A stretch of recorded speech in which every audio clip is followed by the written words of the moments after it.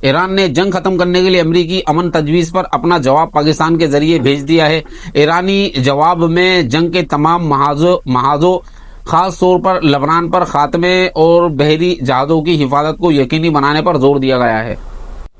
پابندیاں اور دھمکیاں۔ ایران نے خبردار کیا ہے کہ امریکی پابندیوں پر عمل کرنے والے ممالک کو آبنہ ہرمز میں مسائل کا سامنا کرنا پڑے گا، یعنی کہ جو اسرائیل اور امریکہ کے جو اتحادی ملک ہیں ان کے جو جہاز ہیں ان کو گزرنے کے لیے آبنہ ہرمز سے ٹول ٹیکس دینا پڑے گا۔ آبنہ ہرمز کی بندش۔ ایران کی ناکہ بندی کے جواب میں سینٹ کام نے 65 تجارتی جہازوں کو ری ڈائریکٹ کر دیا ہے۔ امریکہ نے 20 سے زائد جنگی جہازوں کے ساتھ ایران کی بندرگاہوں کی ناکہ بندی کر رکھی ہے۔ لبنان میں اسرائیلی حملے۔ اسرائیلی فدائی حملوں میں گزشتہ 24 گھنٹوں کے دوران کم از کم 24 افراد شہید ہوئے، جن میں 4 بچے بھی شامل ہیں۔ نشانہ بنائے جانے والے واقعات پر اسرائیل مبینہ طور پر ہدف قتل کر رہا ہے۔ ایک واقعے میں ڈرون نے ایک موٹر سائیکل سوار کے بعد اس کی 12 سالہ بچی کو بھی نشانہ بنایا، جو بعد میں زخموں کی تاب نہ لاتے ہوئے چل بسی۔ عراق میں خفیہ اسرائیلی اڈہ۔ وال اسٹریٹ جرنل کے مطابق اسرائیل نے ایران کے خلاف جنگی کارروائیوں کے لیے عراق کے صحرا میں ایک خفیہ فوجی اڈہ قائم کیا ہوا ہے، جس پر اسپیشل فورسز تعینات ہے۔ علاقائی فوج جب اس اڈے کے قریب پہنچی تو اسرائیل نے فدائی حملہ کر کے انہیں پیچھے دھکیل دیا تاکہ اڈے کا راز فاش نہ ہو سکے۔ خلیج میں ڈرون حملے۔ متحدہ عرب امارات اور کویت نے ایران کی طرف خودکش ڈرون لانچ کیے جانے کا دعویٰ کیا، جنہیں ان کی فدائی دفاع نے ناکام بنا دیا۔ نیتن یاہو کا اعلان۔ اسرائیلی وزیر اعظم نے واضح کیا کہ ایران کے خلاف جنگ ابھی ختم نہیں ہوئی ہے۔ جب تک افزودہ یورینیم کو ایران سے باہر نہیں نکالا جاتا اور جوہری سہولیات ختم نہیں کر دی جاتی۔ نیتن یاہو کا کہنا ہے کہ جنگ ابھی ختم نہیں ہوئی، وہاں اب بھی جوہری مواد موجود ہے جسے ہٹانا اور افزودگی کے مراکز کو ختم کرنا باقی ہے۔ انہوں نے یورینیم نکالنے کے لیے جوہری سہولیات میں گھسنے والے اور اسے باہر لے جانے کی بات کی۔ اسرائیل میں مظاہرے۔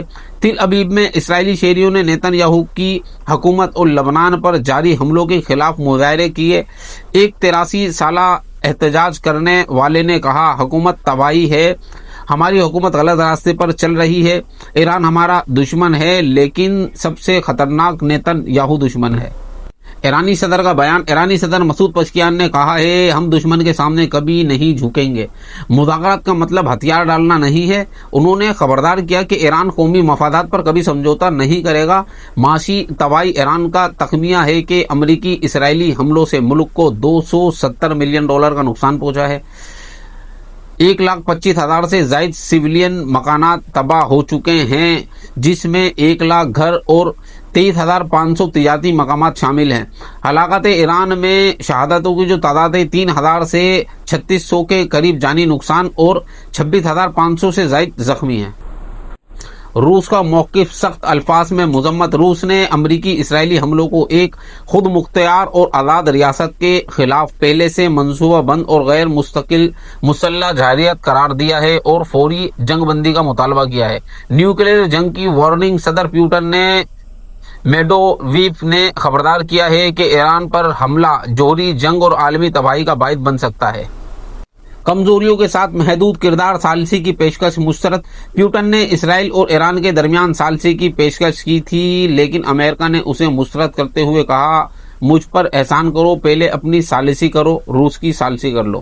اور اصل حقیقت، اگرچہ روس نے سخت الفاظ میں ایران کی حمایت کی ہے، لیکن کسی بھی بڑی فوجی مدد یا ایران کی بچاؤ کے لیے کوئی ٹھوس اقدامات نہیں کیے۔ ایران کو اس جنگ میں روس کی نسبت روس کو ایران کی بہت زیادہ ضرورت ہے۔ بیجنگ کا مطالبہ۔ چین نے امریکی اسرائیلی حملوں کو اقوام متحدہ کی اجازت کے بغیر بین الاقوامی قانون کی خلاف ورزی قرار دیا ہے اور ایران کی خود مختاری اور علاقائی سالمیت کی حمایت کا اعلان کیا ہے۔ فوری جنگ بندی۔ وزیر خارجہ وانگ یی نے اسرائیل پر زور دیا ہے کہ فوری طور پر لبنان پر حملے بند کرے اور جنگ کو پھیلنے سے روکے۔ چین نے ایران کو کھلی فوجی حمایت دینے سے گریز کیا ہے اور نہ ہی اسرائیل سے براہ راست تصادم کیا۔ जंग के बाद ताल्लुकात ईरान के सफीर चीन ने कहा है कि चीन ने मुश्किल वक्त में ईरान का साथ दिया और जंग के बाद दोनों ममालिक के ताल्लुकात मजीद वसी गहरे हुए हुए हैं।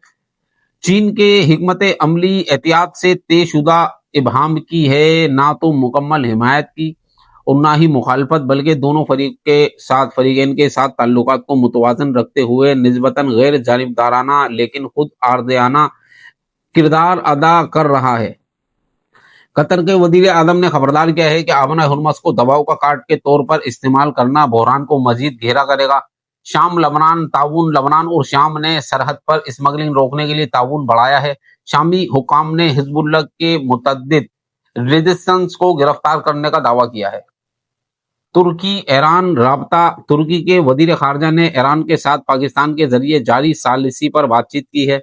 अंदरूनी इसराइली तनाज़े इसराइली पार्लियामेंट में एक इंतहाई दाएं बाजू की कारकुन ने ओस्लो माहदे को खत्म करने का बिल पेश किया है ताकि फलस्तीनी रियासत के कायम को रोका जा सके।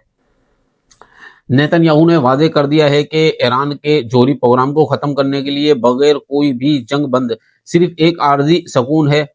ईरान ने अपनी अफजुर्दा यूरेनियम को हटाने की किसी भी कोशिश को मुस्तरद कर दिया है और कहा है कि मुज़ाकरात का मतलब हथियार डालना नहीं है। ये जोहरी तातुल इस बात की निशानदही करता है कि कोई भी फरीक अपनी बुनियादी पोजीशन से पीछे हटने को तैयार नहीं जब तक अमेरिका ईरान के जोहरी सलाहियतों को मुकम्मल तौर पर खत्म करने से इसरार करेगा। ईरान कोई मुआहदा करने से इनकार करेगा। मुस्तकबिल करीब में जंग के खात्मे का इम्कान तकरीबन ना होने के बराबर है। इसराइल ने लबनान पर बड़े पैमाने पर फिदाई हमले कर रखे हैं, जिसमें बच्चों को भी निशाना बनाया जा रहा है। इस सूरत हाल की शिद्दत को देखते हुए लबनान हुकूमत जंगबंदी चाहती है, लेकिन हिजबुल्लाह को गैर मुसल्लह करने की ताकत नहीं रखती। खलीज में जारी ड्रोन हमले बताते हैं कि ये तनाज़ा जुग्राफिया तौर पर फैल रहा है। ईरान ने खबरदार किया है कि वो किसी भी नए हमले का जवाब भारी जवाबी हमले से देगा। आज की ताज़ा तरीन सूरत हाल से जाहिर होता है कि ईरान इसराइल जंग एक पेचीदा तहदार तनाज़ा बन चुकी है, जिसके मुतअद्दिद मुहाद हैं। जोहरी मुहाद नेतन्याहू का 2026 में बतौर यूरेनियम हटाने का ऐलान। ये मसला 2026 की सबसे अहम कशीदगी है। इक्तिसादी महाद पर ईरान $270 मिलियन की नुकसानात का सामना कर रहा है। उसकी मईशत 30 से 40% सुकड़ चुकी है। इलाकाई महाद पर लबनान में 2700 से जायद अमवात के साथ ये तनाज़ा सरहदों से बाहर निकल चुका है। चलते हैं कुछ महंगाई की तरफ। मुल्कों के अंदर क्या पेट्रोल के रेट थे जंग से पहले। अगर अफगानिस्तान की बात करते हैं तो अफगानिस्तान के अंदर जंग से पहले 56 रुपए फी लीटर पेट्रोल था, जो कि जंग के बाद 67 रुपए फी लीटर पेट्रोल हो गया है। यानी कि उन्होंने 11 रुपए पेट्रोल में बढ़ाए हैं। और अगर जो महंगाई की जो शरह है वो 19.6% है। अब अगर हम बांग्लादेश की बात करते हैं पेट्रोल की, तो जंग से पहले बांग्लादेश के अंदर पेट्रोल 116 रुपए फी लीटर था। जंग के बाद जो सूरत हाल है वो आज तक की, तो अब बांग्लादेश के अंदर पेट्रोल 135 रुपए फी लीटर है, जबकि महंगाई की जो शरह है वो 16.4% पे पहुंच गई है। अगर हम अपने पड़ोसी मुल्क इंडिया की अगर बात करते हैं तो इंडिया के अंदर 94 जंग से पहले जो पेट्रोल की कीमत थी वो 94.77 पैसे फी लीटर पेट्रोल की थी। अगर जंग के बाद की बात करते हैं तो इंडिया के अंदर पेट्रोल की जो कीमत है जंग के बाद वो है 95 रुपए, यानी कि उन्होंने सिर्फ 23 पैसे पेट्रोल के ऊपर बढ़ाए। और अगर महंगाई की बात करते हैं तो 0.2% महंगाई की शरह है।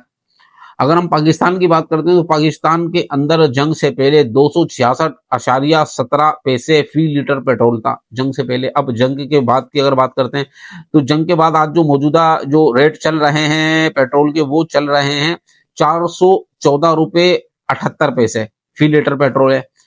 अब अगर हम बात करें तो पेट्रोल जंग के बाद जो पाकिस्तान ने पेट्रोल बढ़ाया तो वो बढ़ाया 148 रुपए, 148.61 रुपए ये पेट्रोल के रेट बढ़े। और अगर महंगाई की शरह के ऊपर अगर बात करते हैं तो 55.6% महंगाई की शरह के अंदर इजाफा हुआ है।